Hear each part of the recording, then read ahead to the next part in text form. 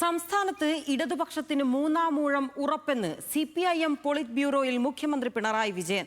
നിർണായകമായ 18 നിയമസഭാ മണ്ഡലങ്ങളിൽ മുസ്ലിം വോട്ട് LDFന് ലഭിച്ചെന്നും ഭരണവിരുദ്ധ വികാരത്തെ വികസനം കൊണ്ട് മറികടന്നെന്നും പിണറായി വിജയൻ യോഗത്തിൽ വിശദീകരിച്ചു. ഓൺലൈനായി നടന്ന PB യോഗത്തിലാണ് മുഖ്യമന്ത്രി വിജയം ഉറപ്പിക്കുന്ന കണക്ക് അവതരിപ്പിച്ചത്.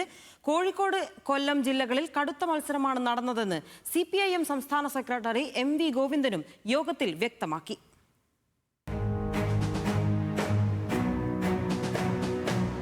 നിയമസഭാ തെരഞ്ഞെടുപ്പിലെ വോട്ടിംഗ് ശതമാനത്തെ ചൊല്ലി രാഷ്ട്രീയ കേന്ദ്രങ്ങളിൽ ചർച്ചകൾ സജീവമാകുന്നതിനിടെയാണ് പിണറായി വിജയൻ PB യോഗത്തിൽ ആത്മവിശ്വാസം പ്രകടിപ്പിച്ചത്.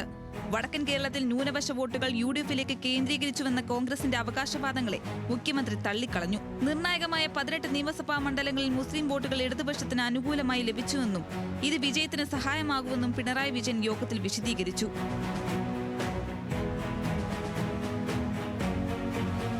തുടർച്ചയായി 10 വർഷം അധികാരത്തിലിരിക്കുന്ന സർക്കാരിനെതിരെ ഉണ്ടായേക്കാവുന്ന ഭരണവിരുദ്ധ വികാരം വികസന നേട്ടങ്ങൾ ഉയർത്തിക്കാട്ടി മറികടക്കാൻ സാധിച്ചുവെന്നാണ് പാർട്ടിയുടെ പ്രാഥമിക വിലയിരുത്തൽ. ഭരണവിരുദ്ധ വികാരം പ്രകടമാക്കുന്ന മണ്ഡലങ്ങളിൽ പോലും വികസന മുദ്രാവാക്യം ഫലവത്തായെന്ന് മുഖ്യമന്ത്രി ചൂണ്ടിക്കാട്ടി. അതേസമയം ചില ജില്ലകളിൽ കടുത്ത മത്സരം നടന്നതായി സംസ്ഥാന സെക്രട്ടറി MV ഗോവിന്ദൻ യോഗത്തിൽ പറഞ്ഞു. പ്രത്യേകിച്ച് കോഴിക്കോട്, കൊല്ലം ജില്ലകളിൽ ഇഞ്ചോടിഞ്ച് പോരാട്ടമാണ് നടന്നത്.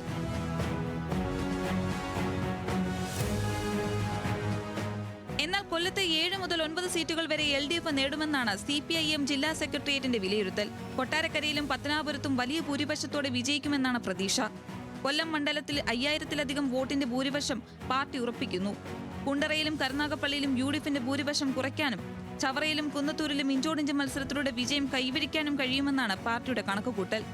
ന്യൂസ് മലയാളം, ഡൽഹി, കൊല്ലം.